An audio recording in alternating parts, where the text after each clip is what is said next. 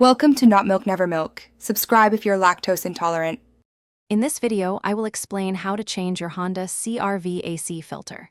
This is a straightforward maintenance task that you can easily do yourself, saving you time and money.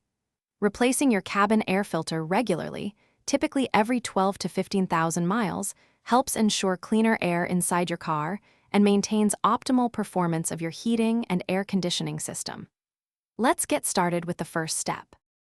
First, you'll need to gain access to the filter housing, which is conveniently located behind your glove box.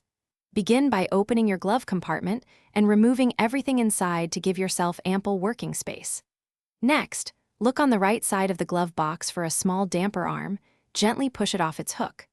Finally, squeeze both sides of the glove box inward to release its stops, allowing it to swing completely down and out of the way. With the glove box lowered, you will see a rectangular cover, typically black, that houses the cabin air filter. This cover is usually held in place by two small clips, one on each side. Gently press these clips inward and pull the cover straight off.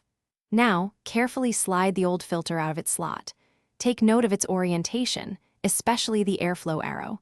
When inserting your new filter, make sure its airflow arrow points downwards, matching the direction of air entering your cabin.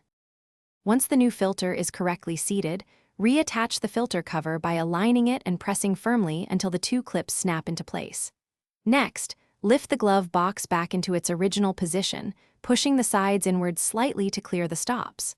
Don't forget to reattach the small damper arm on the right side of the glove box. Finally, close your glove box and you are all done. Enjoy your cleaner, fresher cabin air. Thanks for watching. If this was helpful, leave a like and consider subscribing. See you next time.